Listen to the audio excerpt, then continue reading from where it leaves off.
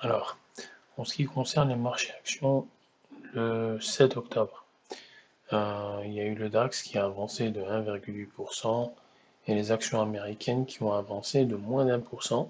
Il y a eu un fort repli en fin de séance, de fortes prises de bénéfices qui, pour moi, n'augurent rien de certain pour la journée à venir.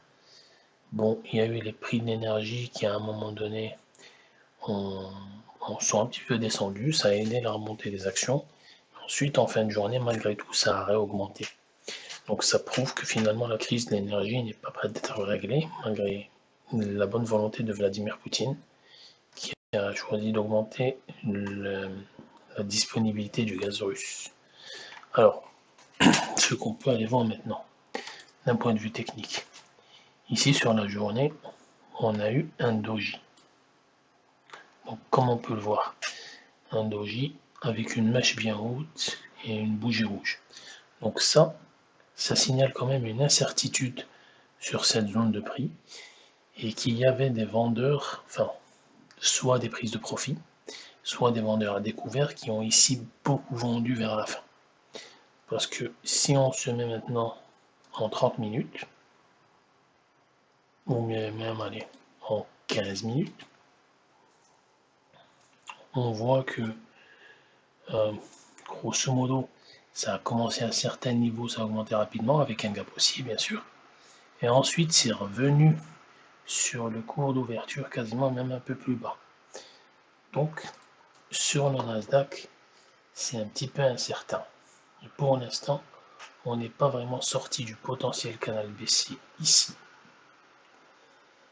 Sur le S&P, c'était un petit peu différent, mais presque la même chose. On a une grande mèche haute.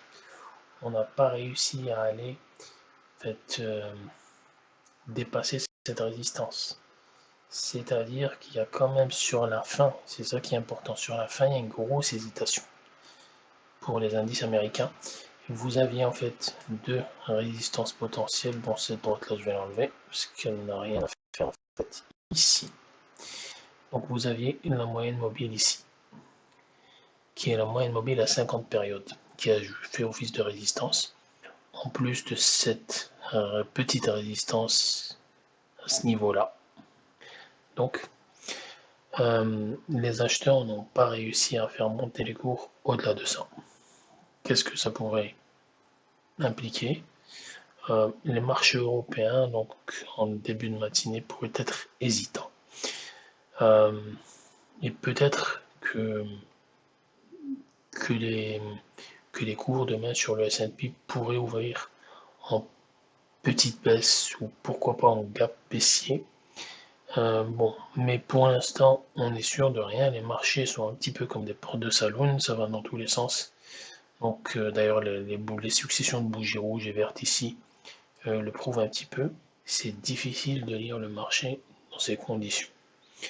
Donc pour la journée à venir, c'est-à-dire celle du 8, le vendredi, honnêtement, pour l'instant, on est sûr de rien. On peut avoir une hausse comme on peut avoir une baisse. Mais je veux dire que par rapport à un début de journée, où une baisse devenait quasiment exclue, là, on ne peut pas exclure une potentielle baisse. Et donc, ce sera sûrement un petit peu hésitant aujourd'hui sur les marchés.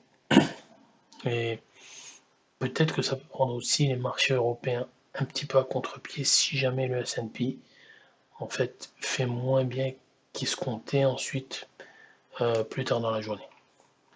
Et actuellement, on est quasiment au petit matin, les futurs sont un petit peu faiblards. C'est pas négatif, mais c'est pas non plus grandement positif. Donc voilà, c'est tout ce qu'il y a à dire aujourd'hui sur le S&P.